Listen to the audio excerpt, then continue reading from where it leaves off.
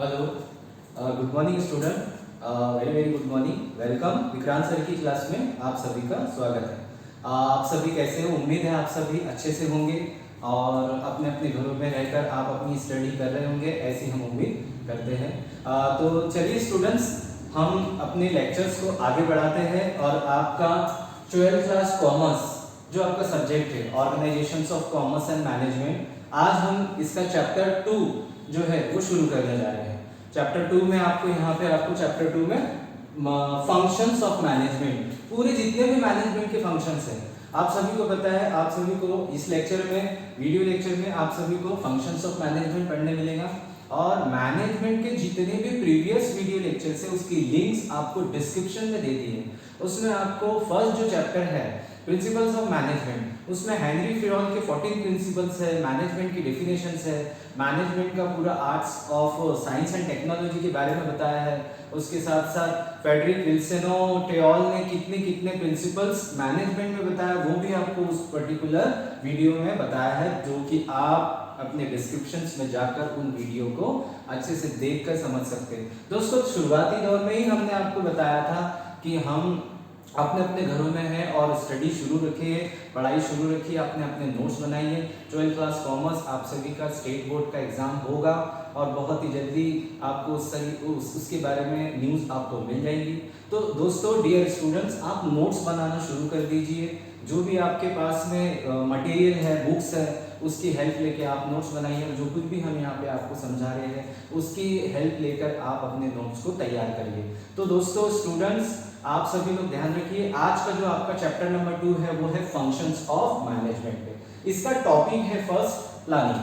Functions of management, functions of management में आपको बहुत सारे फंक्शंस पढ़ने मिलेंगे, जिसमें कि आपको प्लानिंग है, ऑर्गेनाइजिंग है, स्टाफिंग है, डायरेक्टिंग है, कंट्रोलिंग है, कोऑर्डिनेशन है। ये सारे मैनेजमेंट के फंक्शंस हैं जो आपको इस लेक्चर में पढ़ने मिलेंगे। तो आज का टॉपिक हमारा है प्लानिंग पे। प्लानिंग क्या होता है, प्लानिंग की डेफिनेशन क्या है? प्लानिंग को अगर सिंपल समझेंगे, अगर कि हम किसी काम के लिए पहले एक सोच तैयार कर रहे हैं, सिंपल है ना। यानी प्लानिंग क्या है कि प्री प्लानिंग, प्री बजट। हम किसी भी काम को करने के लिए, जैसे अभी एग्जांपल ले लें, आपके एग्जाम्स आने वाले हैं, तो एग्जाम्स को लेकर आपने कौन कौन सी प्रिपरेशन, कौन कौन सी तैयारी की है, क्या क्या प्रिपरेशंस किए हैं, काम कैसे करना है, आपको किस तरीके से उस पर पूरा अपना समय देना है, तो ये सब क्या हो गया, यह है आपकी प्लानिंग। और एक और एग्जांपल ले ले, जैसे कि आपके घर में अगर कोई फंक्शन होने वाला है या कोई प्रोग्राम होने वाला है, तो उसके पहले आप क्या करते हो, आपके घर में एक बजट तैयार करते हो कि कितना एक्सपेंसेस उसमें खर्च होगा, कितने काम होने वाले हैं, क्या क्या उसमें लगने वाला है। तो वो सारी चीजें आपको क्या करने वाली है, प्लानिंग रहेगी। तो डोनाल्ड ने यहाँ डेफिनेशन दी है कि planning is defined as what to do, who to do, when to do and how to do it.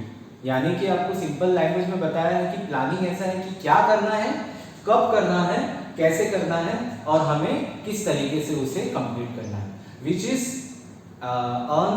Is take a objective and take a aim. एक एम तैयार करना है आपको, उस एम में आपको एक जो भी आपका ऑब्जेक्टिव है उसे अचीव करना है, आपके गोल को अचीव करना है। तो प्लानिंग इज सिंपल लैंग्वेज में आपको बताना चाहेंगे, planning is the art of predetermination of decisions. यानी कि प्री डिटरमाइंड डिसीजंस आपको प्लानिंग में समझेगा। तो प्लानिंग की डेफिनेशन में आपको समझ गया है कि what to do, when to do, how to do, and planning is defined as achievement of the goals which is set by a organisation and a management. यानी कि आपको जो भी गोल है यानी एम है, उसे किस तरीके से आप अचीव करोगे, उसे किस तरीके से आप कामयाबी में हासिल करोगे, वो सब कुछ आपको प्लानिंग में समझाया है। तो डियर स्टूडेंट, देखिए यहाँ पे आपका टॉपिक में आपका पॉइंट है इंपॉर्टेंस ऑफ प्लानिंग।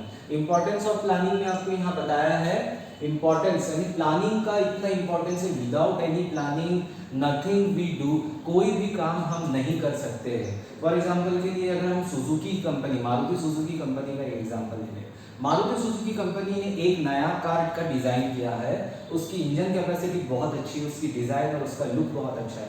अब क्या करना है, मारुति सुजुकी कंपनी को इस कार को मार्केट में लॉन्च करना है। तो मार्केट में लॉन्च करने के लिए उन्हें क्या लगेगा कि हमें मार्केटिंग करना है, कस्टमर्स को किस तरीके से हम अट्रैक्ट करें, इसके फीचर्स, इसकी जो कुछ भी मॉडल्स है, ये हम कस्टमर्स को किस तरीके से बताएं, कैसे हम कस्टमर्स को अपने काम के लिए अट्रैक्ट कर सकें। तो ये सारी चीज़ें क्या होगी, वो प्लानिंग करते हैं पूरे मैनेजर्स मिलकर, एग्जीक्यूटिव्स मिलकर, और उन सब लोगों को आपस में वो लोग अपने अपने सेल्फ ऑब्जेक्टिव बताते हैं, सेल्फ उनके कुछ डिसीजन बताते हैं, उनके पॉइंट बताते हैं कि हम सर ऐसा करेंगे, हम ऐसा करेंगे। तो इस तरीके से वो लोग क्या करते हैं, अपने कोई भी प्रोडक्ट को लॉन्च करने के लिए क्या बना रहे हैं, एक प्री डिटरमिनेशन से एक ट्रैक बना रहे हैं, एक प्रॉपर तरीके से उन्होंने डिसीजन लिया है कि हमें ये काम कंप्लीट करना है। सो सिंपल है।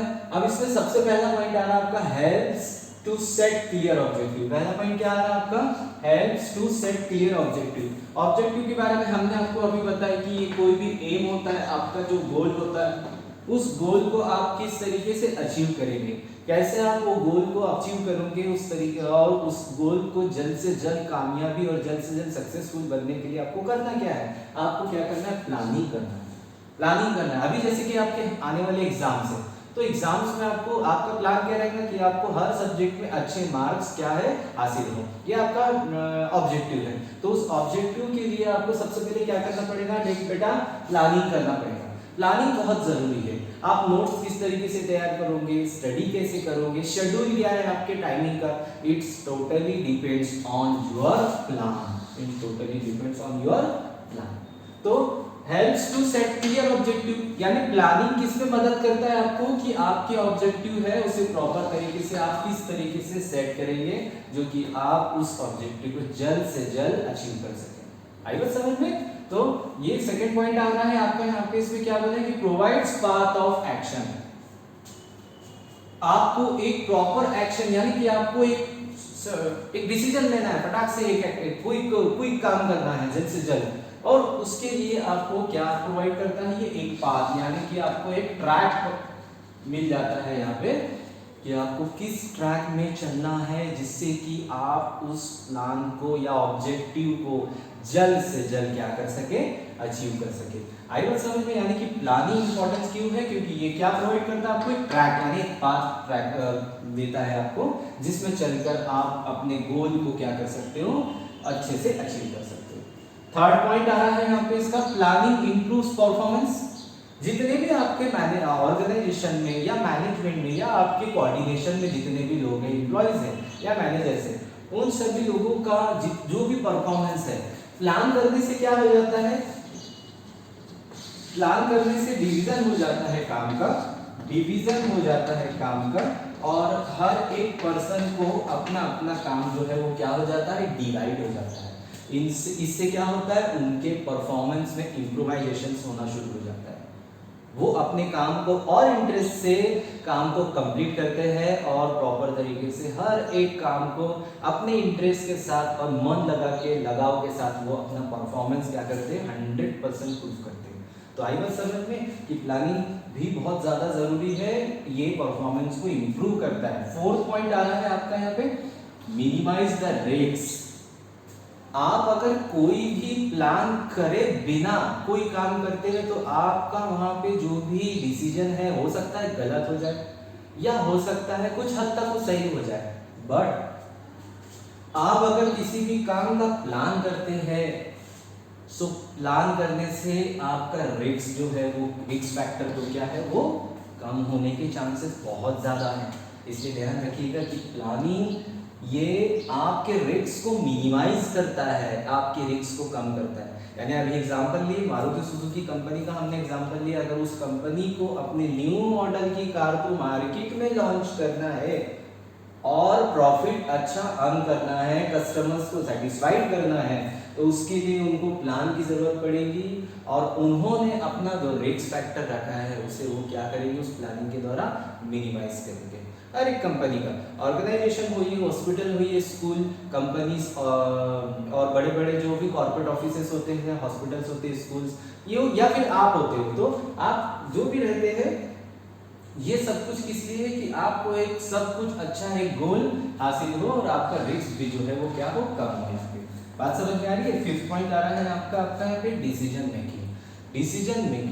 डिसीजन मेकिंग में आपको यहाँ पे क्या बताया है कि अगर आप किसी पर्टिकुलर काम को करते हो प्लान बना के, तो आपका डिसीजन जो है वो रॉन्ग नहीं होगा। यानी आपको 100 में से 75% हेल्प मिल जाएगी कि आप डिसीजन मेकिंग कर रहे हो और आपके डिसीजंस कुछ हद तक सही है। तो planning is a very important part of functions of management. Management is defined as art of science which is manage all the problems and all the factors raised front of the management। जितने भी management के managers है, जितने भी management के assistant managers है, coordinate करने वाले, वो अपनी अपनी प्रॉब्लम या अपने अपने काम को मैनेज करते हैं। मैनेजमेंट यानी मिलकर वो अपने अपने काम को कंप्लीट करते हैं। तो there are the some functions of management which is first in planning. तो आपको बात समझ में आई, इतना इंपॉर्टेंट है ये प्लानिंग जो इसके फंक्शंस। सो ये आप नोट कर लीजिए। और इसके बाद में आपको ऑर्गेनाइजिंग, इसके बाद में आपको स्टाफिंग, डायरेक्टिंग, कंट्रोलिंग, कोऑर्डिनेशन, सारे फंक्शंस हम यहाँ पे स्टेप बाय स्टेप यहाँ पे हम डिस्कस करने वाले हैं। तो आप सभी लोग नोट्स बनाना शुरू कर दीजिए और पढ़ाई करना शुरू कर दीजिए। नेक्स्ट लेक्चर में हम दूसरे टॉपिक के साथ में आपको बहुत जल्द मिलने वाले हैं। सो घर में रहिए, सेफ रहिए और स्टडी करिए। Thank you, have good luck.